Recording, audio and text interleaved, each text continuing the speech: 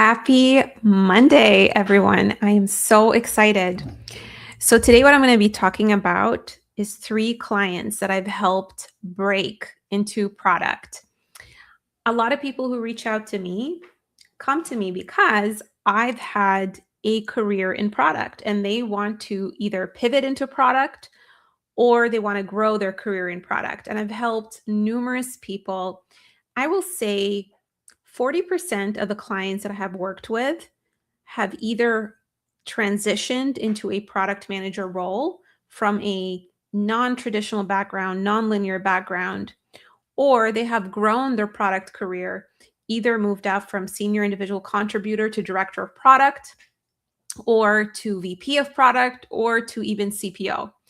So one of the biggest questions that I get is, how do I break into product without ever having the title?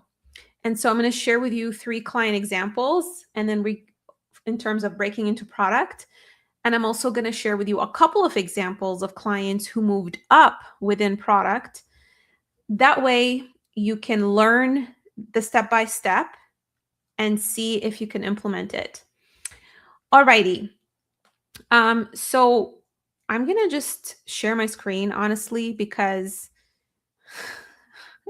I built a visual to help you guys see how these clients were able to succeed. So let me do this. Okay, here we go. Okay, I actually built this carousel a while back, 3 ways to pivot into product. So one of my clients that I've helped was a doctor from Nigeria who broke into product management. When she came to me, I was a little bit shocked because I didn't even know that she was a medical doctor. I did not know that she had a medical degree. And when her and I first talked, the only thing she had on her LinkedIn profile was that she was a student studying at a college. And there was something off about it because I knew that I'm sitting in front of someone who's quite articulate, who's quite experienced. I could just tell because, I coach people all the time. I've worked with over 1,000 people, and I can tell when someone is experienced. And it just felt like she was hiding part of herself, and I couldn't understand why. She thought that she had to remove her basically experience as a doctor from her LinkedIn profile. And I was shocked that she felt that she had to do that. That was the advice she was being given. She was told that all of her experience outside of Canada was irrelevant. All of her medical, experience was irrelevant. And all she had was basically the work that she was doing as a student. And so what happened was her and I ended up working together. And part of the reason that she wanted to basically pivot out of being a doctor was because she did not want to repeat her medical exams. I mean, think about it. She spent like close to a decade studying, spending so much money on her tuition. The thought of even redoing all of that to become a doctor again was not something she was interested in. So she was looking to basically land in a product adjacent role. Or rather, a role that's still within, the health field that didn't require her to go back and redo all of her degrees. So what she did was she completed a DBA internship. For those of you who don't know what that is, it is basically like something within, information technology. She was studying databases and things like that. And even though she was, getting into tech, she still didn't want to lose that vision of basically helping people within the health space, right? I mean, she still has a passion in the medical field. So after her and I sat down together, we came to the conclusion that what if you actually get into a health tech company that builds, products, medical products that improve people's lives. So rather than spending years navigating this pivot, she joined my community and my program so that we can help her. And there were three qualities that I want you guys to pay attention to that really helped her succeed. Because if you adopt those qualities, you are going to improve your chances of navigating this pivot. First, she had a clear vision. A lot of you, when you are navigating a career transition or wanting to pivot into a particular career, you're so fixated on the title and you don't spend time understanding the why. What brings you joy? Why do you do what you do? Why do you want to get into what you want to get into? Right. So she had a vision of helping people while leveraging her medical experience. That was her vision. The second thing that really helped her was her grit. So, one of the things that her and I worked on was overcoming her imposter syndrome. She had a lot of imposter syndrome around I'm not technical enough. I don't know if I'm going to be able to be successful in the role. I've never done it before. And it was kind of funny because one of the things that I do with my clients is I go back into their story to understand some of the pivotal moments, some of the experiences that they've had. And she shared with me a story of how she literally built a clinic while she was in Switzerland with her husband. And part of the, technology that she brought in was the electronic medical records.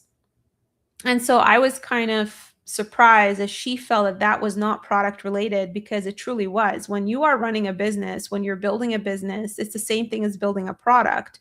You have to research, what your ideal customer wants. You have to make sure that you're aligning to their requirements. You need to learn how to market, your business, which is the same thing as marketing a product. So I actually helped her connect the dots between what she was doing in her past and how it is actually relevant to product. One of the things that I basically have developed in terms of framework is the value pyramid. And I'm going to share that later on. But basically, there are different levels of awareness in terms of the value that you bring to the table. And sometimes the way we describe what we do is through the activity level. We talk about what we did, but we don't really talk about how what we did is connected to a benefit, you know? And we also are not always aware of the skill set that is underlying, because whatever activity that you perform at work utilizes a particular skill set, and that skill set is what's transferable to other professions or what I call contexts, and once you get very clear on what that skill set is, it becomes much easier to navigate pivots. So, anyway, I helped her connect the dots. We also mocked a lot for her interviews and built her confidence so that when she was telling her story, she was not pigeonholing it to, I'm just a doctor and what I've done is just medicine, but we had to reframe the story to, hey, I've actually built these products while I was a doctor. Okay. The third one, and I want you guys to tell me what your favorite one is, right? Which of these three qualities are your favorite? Having a clear vision, having grit, or authenticity. So type in the chat, what is your favorite quality that you've heard so far? Vision, grit, or authenticity?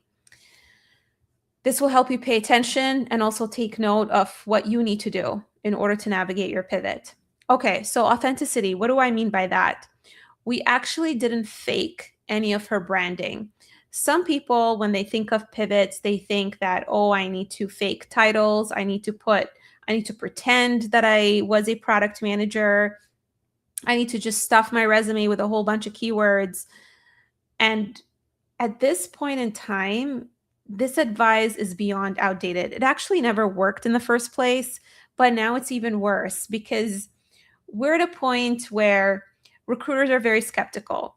There's a lot of people who are faking, their experience. And now that AI screening has been introduced very recently, AI is doing a better job at screening, versus how recruiters were screening manually. I mean, they still do, but I would say that you guys need to actually be happy that companies are starting to bring in AI screening, because AI has more accuracy and it can take on a lot of information and sift through it.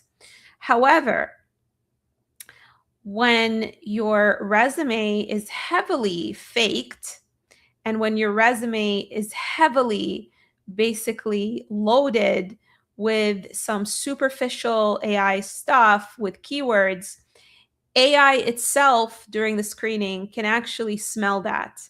But when you're telling a real story and you're being specific about what you've done, then AI can also help connect the dots when it comes to screening. So when it comes to authenticity, we did not fake any of her branding, and we actually embraced her previous medical experience as part of her story. That actually made her more desirable as a candidate in health tech companies, because she has the domain background. She is actually a doctor. She is someone who used those products in the past, so she understands them. And so she brings in a perspective that someone who's purely 100% technical does not bring to the table. Okay, now I want to talk to you about a second story. So case study number one, a medical doctor who broke into product. Now I want to go over a client from journalism who broke into product. So I'm giving you all these examples because they're going to help you realize that, oh my God, like these are completely different people and they were all able to get into product. It kind of, you know, contradicts the myth that people have, like you need to be a certain type of person to break into product, because these are like three completely different people with different skill sets and they were all able to get there. Okay, so my client Elaine, she is an incredible writer, and she pivoted into tech by working for a digital marketing company as a project manager, but she felt burnt out. It was not her cup of tea to be in like digital marketing. Digital marketing, you can see, is quite close to journalism, right? Because, marketing, journalism, you write, marketing, same thing. It's a lot of like creating ads and creating copy in order to build awareness of a product or a service. So it wasn't a huge transition when she went from journalism to digital marketing. But for her, it felt like a big pivot to go from basically digital marketing to product management. And so the key thing with Elaine that we did, first of all, she kind of knew that she wanted to get into product because she was told by her partner at the time that this would be a good, career for her. But what validated it was when her and I sat down together. And this is always what I do with my clients, because sometimes you may think, oh, you know what? I don't know if this is the right path for me. What if I end up getting into it and fail? What if it's a mistake that I'm making? And how I validate that is I get my clients to complete my career archetype assessment. And it's a very comprehensive assessment. One of the things I get my clients to do is to journal pivotal moments from birth all the way to present, because it helps me pull their story. And so as I was reading what she journaled, I read a story of how she was working at a gym when she was in college. And there were all these grumpy people who would show up at the gym at 6 in the morning. And when they would tap their card in order to get in, the turnstile would end up like hitting their legs and they would be cursing because they have no idea when it's actually safe to go through. And so she ended up partnering with the guy in IT to build basically a visual so that when people tap their card, it would just have like a green arrow that tells them it's safe to go through. And that was like back in the day, right? Now it's like we have better technology. But still, the fact that she did that, even though she felt it was a hobby, it just showed me that, yeah, she absolutely is capable of being a product manager. She has an entrepreneurial mindset. She is able to come up with ideas. I always say that product managers, I call them plants. And I don't know if you guys are familiar. There is something called Belbin. It's like a personality test, and it sort of tells you like what kind of thinker you are. Some people are plants, some people are implementers. So I find that a lot of product managers are plants, and plants are people who come up with ideas all the time. So if you're the kind of person who's able to come up with ideas, improvements to a product, then you are definitely a plant, and you have a huge tendency to become an amazing product manager. So, anyway, when she told me that story, I knew that she's capable of landing a product manager role. And she actually used that story. I coached her to tell that story, to answer the tell me about yourself question. It's her origin story into becoming a product manager. And when she shared it, the interviewers did not care that she didn't have the title before.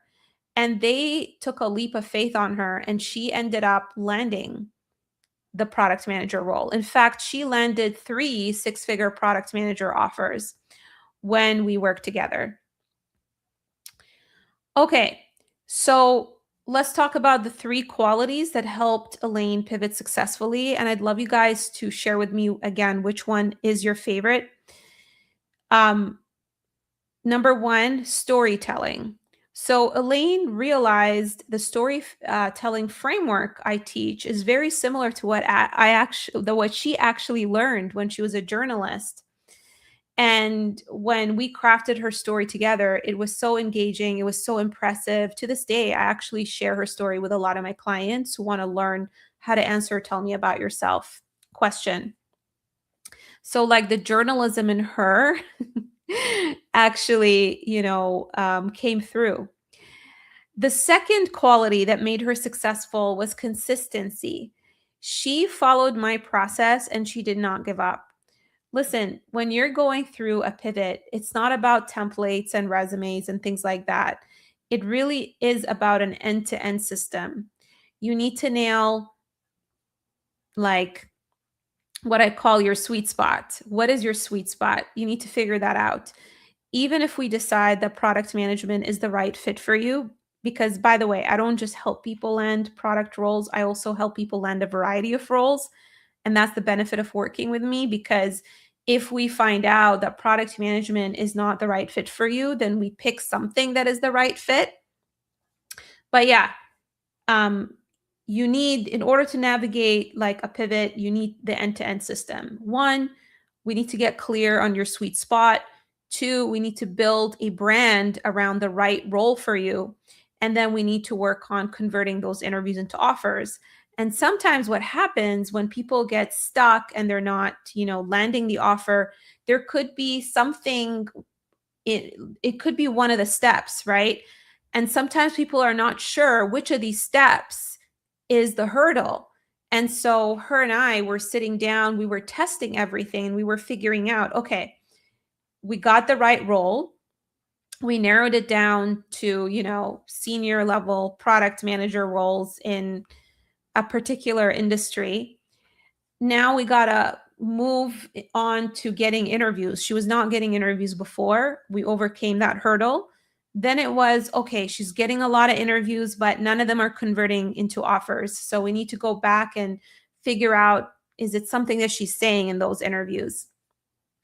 And so the most successful people who work with me, they realize that it's an entire system. They don't give up. They're not like, oh, yeah, I'm not getting interviews. Oh, I'm just gonna give up. I'm not gonna try. No, they're consistent. They keep applying the process that I teach them, and they openly share with me the data so that we can figure out what needs to be fixed. Okay, the third one is self-respect.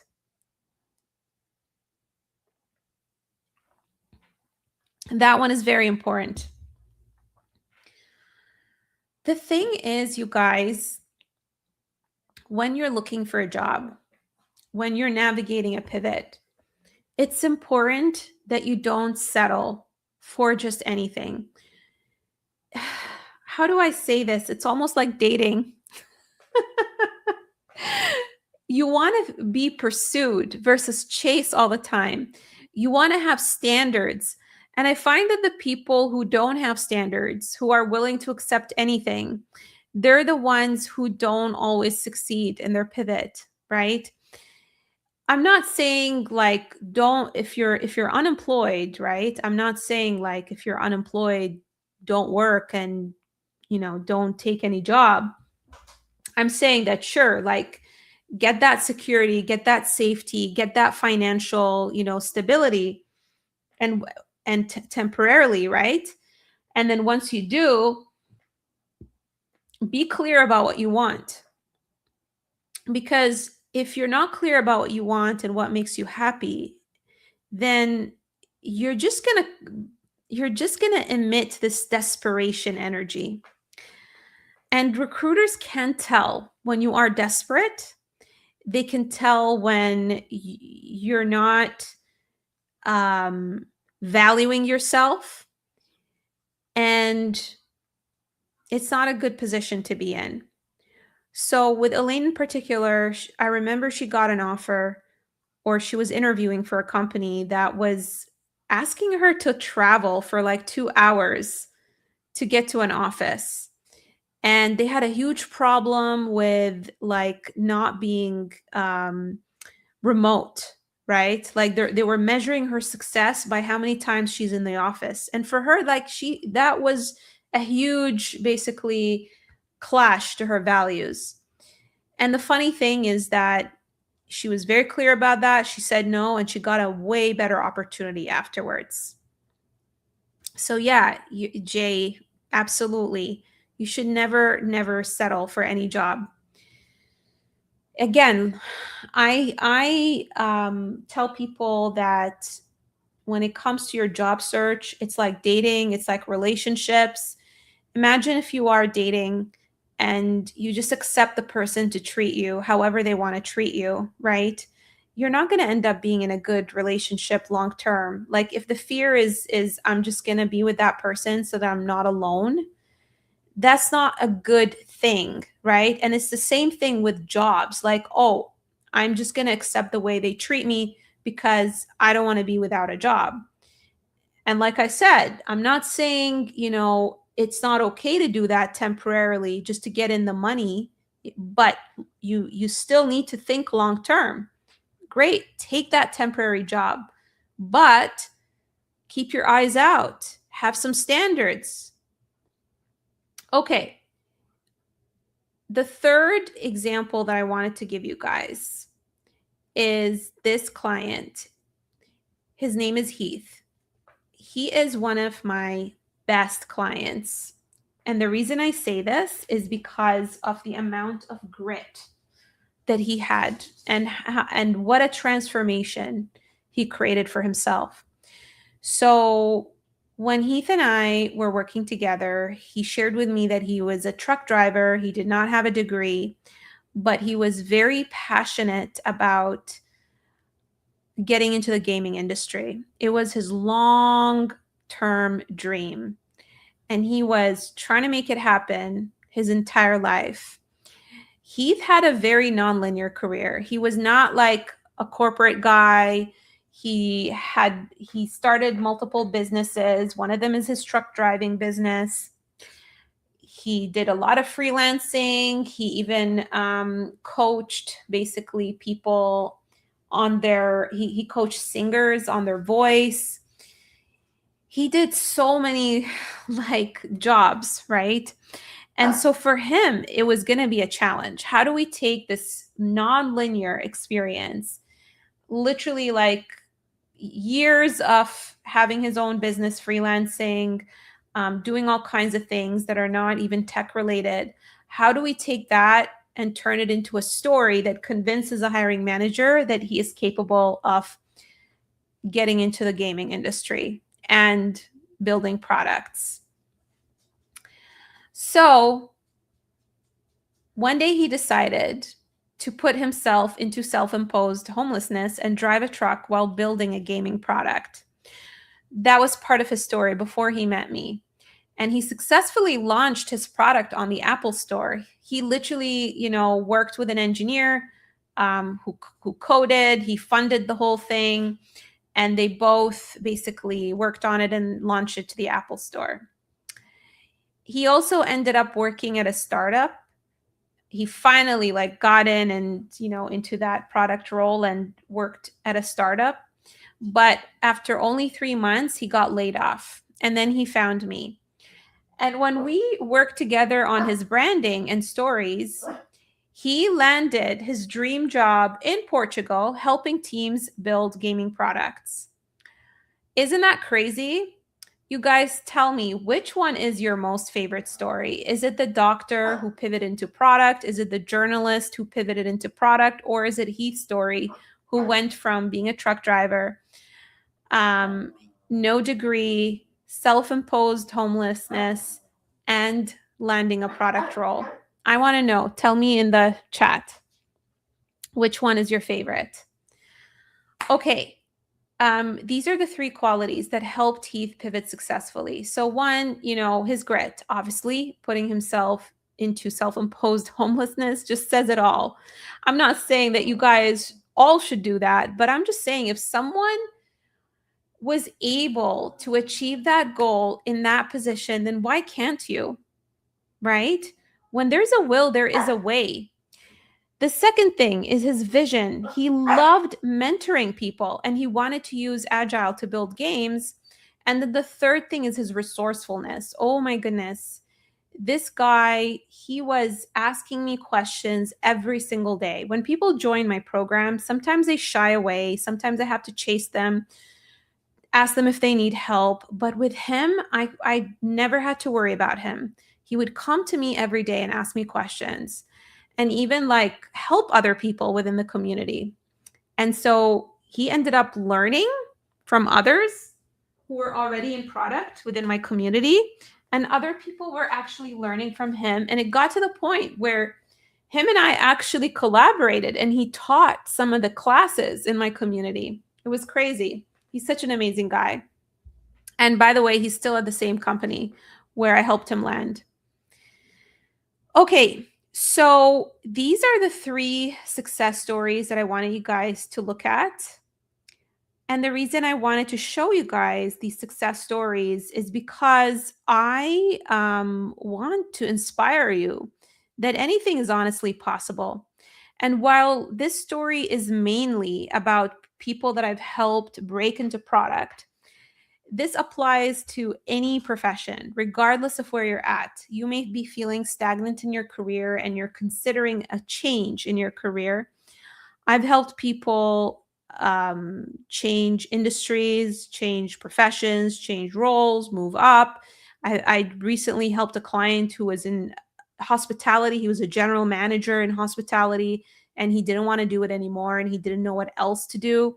His whole identity was tied into it. And I helped him basically land a property management role. What was another pivot that I did? I helped someone who is in nonprofit and in humanitarian world pivot into tech, land a role at Meta within AI, and she never had any AI training. And she's doing policy work for Meta. So there's a different, there's a variety of people that I worked with. It's not product, but what I am teaching you right now and what these clients did is honestly transferable to any industry. So I hope that you guys recognize some of these qualities that you need to have. Now, if you're looking for someone who's going to be your trusted advisor, who's going to hold your hand through that career transition, I'm not talking about helping you put a bunch of keywords into a template or just create a piece of paper like your resume. I'm talking about someone who's a trusted advisor like me, who's going to help you through the step-by-step of navigating what I would call this life transition. This is not just a career transition when you're pivoting. This is a life transition. It requires you to be a different person in some way. I'm not saying like different person literally. I'm talking about the best version of who you are, right? It requires a shift of your mindset. It requires you to overcome your imposter syndrome. It requires you to see yourself differently because right now, if you are struggling with your pivot, I will tell you 90% of it is the way you see yourself. It's the way you see your value. You're not seeing your value correctly.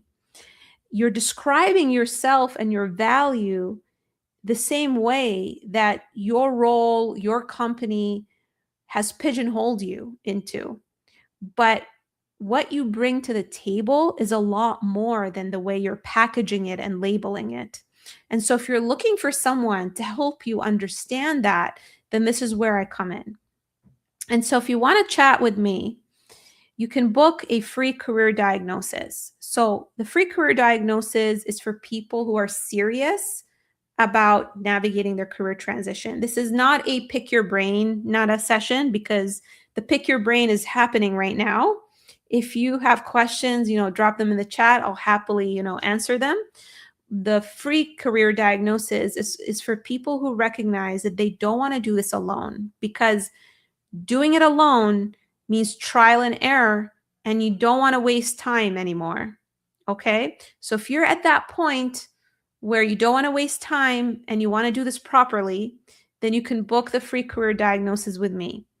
And the way the call goes is I'll ask you a few questions to help us diagnose what's blocking you. And then we create a plan and decide if it makes sense for us to work together on it or not, in order to help you achieve your goal of breaking into the new career that you're targeting, whether it's product or outside of product. Okay? So how do you book this call? Very simple.